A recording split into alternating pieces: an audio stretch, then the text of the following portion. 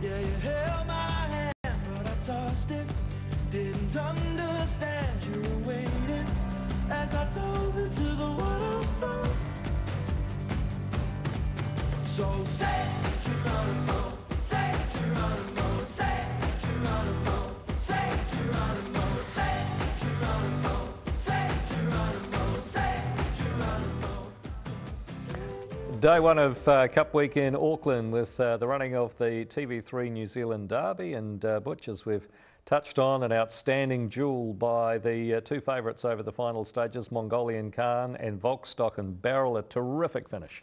Yeah, it sure was. Look, these two were the two everyone wanted to talk about, and Volkstock and Barrel made the first move, didn't he? Came off the back of Mongolian Khan before that tape rolled in, and here he's put, what, a neck to half a length on him. He sort of wobbled about, but the strong stayer that Mongolian Khan is, he's come back on the inside, and he was edging away in the finish. They've just cleared out Twiggy. They've singled themselves out by 5 and a bit lengths. Yeah, for sure. They were the two class horses, weren't they? And that's what everyone was looking forward to, and it was the race it was built up to be. And I thought Volkstock and Barrel was the winner easy on the day, but it was a great ride by Opie. Jeez, it was a class ride, and he showed his class. I don't think Matt did too much wrong, in my opinion. I mean, the other horses outstayed him, didn't he?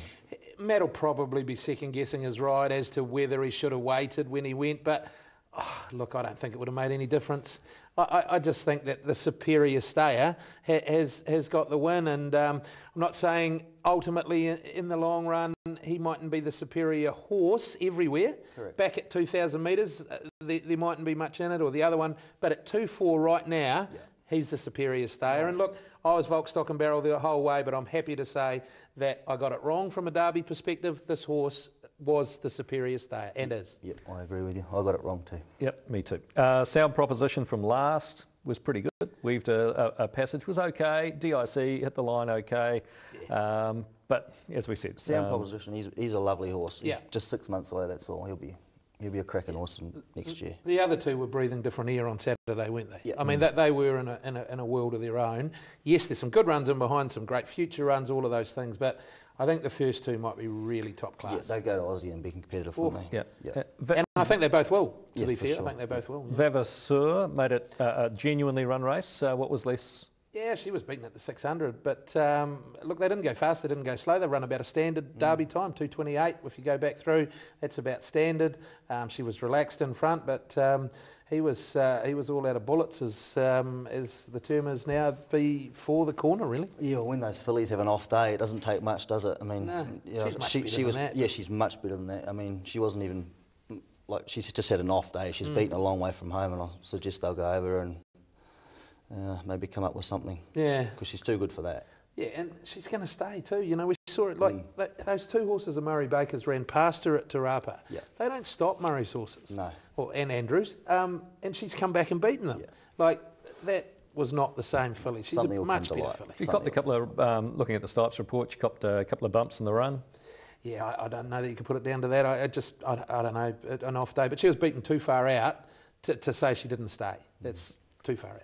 And looking at the Stipes report, Leith was held on a couple of charges, was he? One at the 1500 and one at the down the back and defended one. The one in the straight, she was wobbling all over the show. I don't quite know what he was meant to do other than straighten her when he did. But the one down the back, he put his hands up for. So interesting that the JCA found him, well, he admitted one and contested another, found him to be, the charge to be proven, and yet the JCA has deferred the penalty determination until Saturday, which sort of kind of contradicts what we've talked about a couple of weeks ago. Yeah, about I have no idea what that's about. But they've also deferred a hearing on one of Danielle's charges. She got them all on the corner in the Derby, and that wasn't heard. So I don't know. Maybe it was getting too late, wasn't it? Derek Nolan in the Derby too, and they did his on the spot. It was getting late by then. Yeah.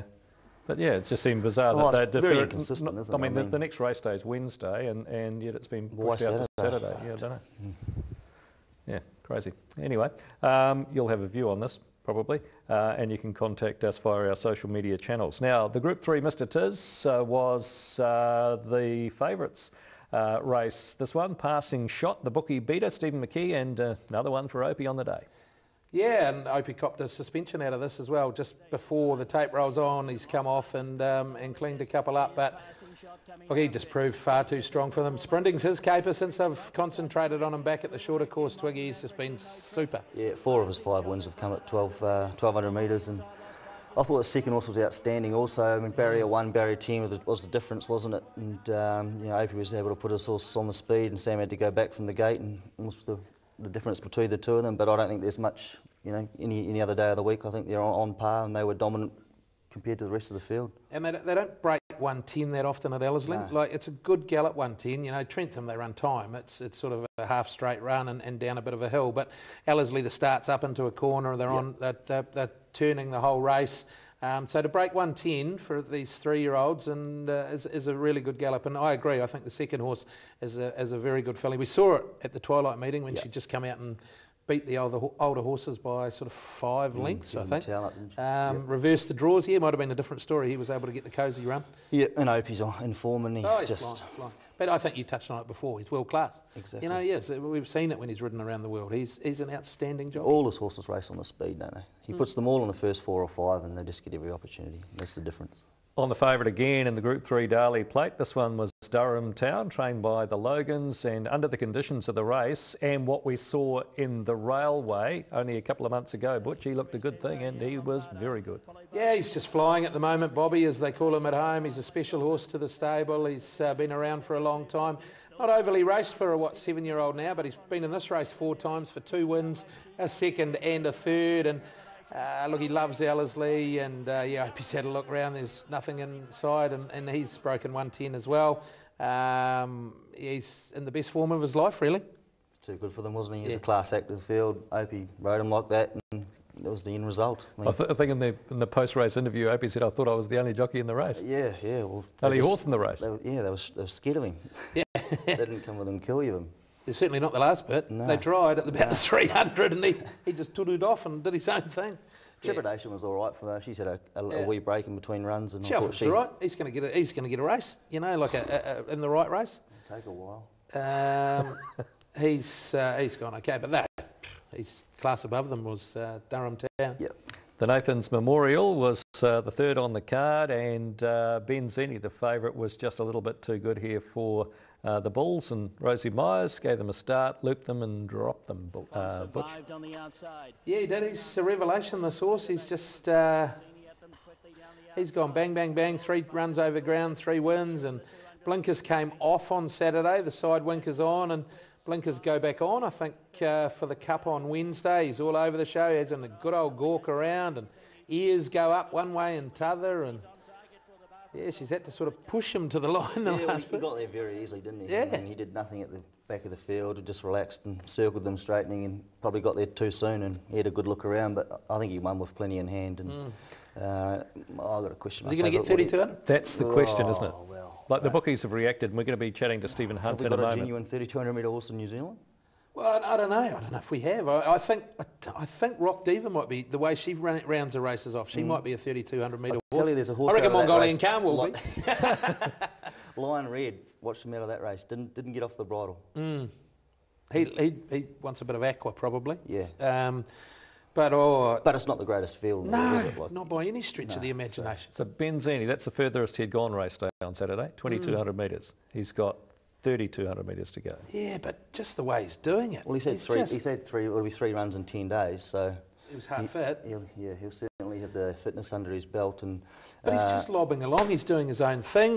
Look at the ears there. Yeah. I mean, he could have easily gone further than that on Saturday. yeah, he would've. So if he had blinkers on, he I'm probably not going to would've say run he's away not from going to get 3,200. I don't know, but Would he be in your top 3 for the Auckland Cup though? He'd be in mine. He'd be in yours. He'd be certainly in my top 5. Yep. And he could. Just the way he's going. He's just going too well to disregard him. Exactly. He's on the way up, and you know, most of the other fielders, they're sort of at that grade, and they've been there for a while. Yeah, they've all sort of got form around each other. beating each Rock other. Diva, Ponderosa Miss, Surpass. New kid on the block. And, yeah.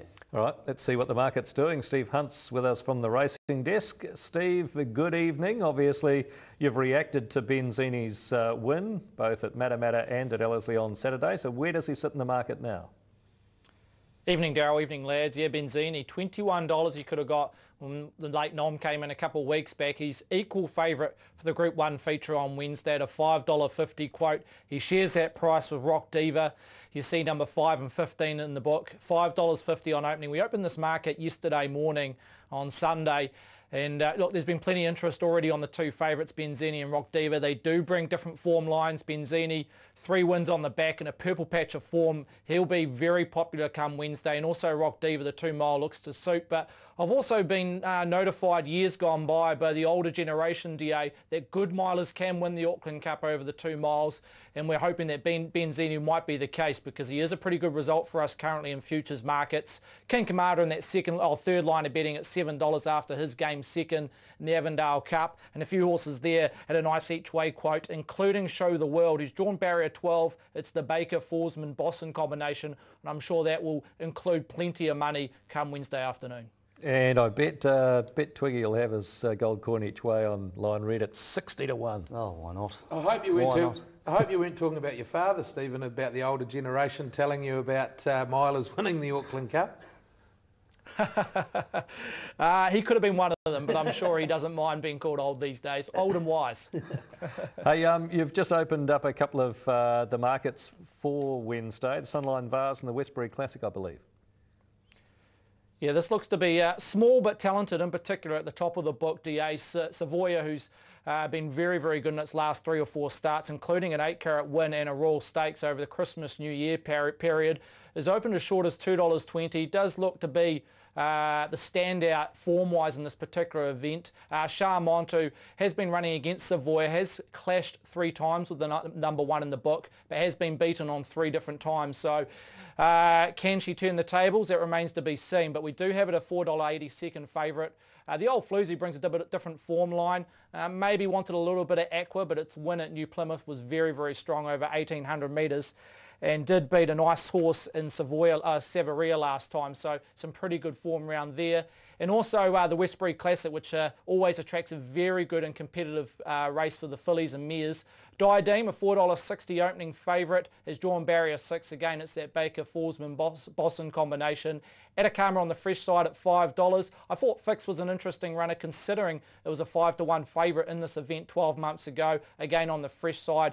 Hasn't run since the Telegraph at an $8 price, but a wide open affair. A lot of these fillies and mares have been racing against each other in the last 12 months and have been beating each other. So, yeah, a good betting race, the Westbury Classic for the fillies and mares at Group 3 level on Wednesday afternoon. All right, Chris Gold, we'll catch you back to have a look at the Oaks market in 5 minutes or so, 5 or 10 minutes or so. Just while we're on the Auckland Cup, there's a 1-hour weigh-in special from Ellerslie, 8 o'clock on Wednesday. Don't miss it. Just a couple of other races to just talk about quickly, Butch. From Saturday, the 3-year-old mile taken out by the Sean Ritchie trained Redeem Code. Matty Cameron, the jockey, and clearly the blinkers making the difference with this bloke. Yeah, and the tempo that Matt was able to dominate and dictate from on top. He's got a really cheap sectional down the side and was just able to sprint off the corner and they couldn't run him down. Stolen Dance was good enough in running second, but that was a really good ride. Yeah, he might be right, that horse. Yep. He's obviously won 2 from 3, and his first start he's beaten by the horse of Maroney's Jackpot. It's no mug, it goes very It won the other day. Did it get relegated? But oh, did it? Yeah, it got relegated, but it did win, yeah. I thought Stolen Dance fizzed up a lot before the start. She does. That's her. You know, they've tried all sorts of things with her as well. I think they brought her up later than they did on New Year's Day. That's just her. She's a hot mare or a hot filly. She'll probably get better as she gets more experience. But yeah, she gets hot. And the other one. I'm not sold on her. Jury's out for me. Okay. Mar Beale, just wanted to touch on him briefly. He won the 65 1200 for Team Busserton and Young and Opie again. And I guess this time everything went okay. Normal transmission resumed, you could say. Yeah, you could. No need for the John Wayne music this week. He was able to get round with his feet in the stirrups, and that's probably what was going to happen last time if they hadn't have all turned to custard at the start. Yeah, he's a horse they got an opinion of. They have for a while, haven't they? And got the job done. He wanted to do a few things wrong. Opie swapped the stick to the left hand and switched his mind on the job, and he was too good for them. All right, you're with Weigh In. We're back with more right after this. After the break, the team head to Hastings, where there was nothing in the finish between Platinum Witness and Savaria in the Group 3 Little Avondale Lowland Stakes.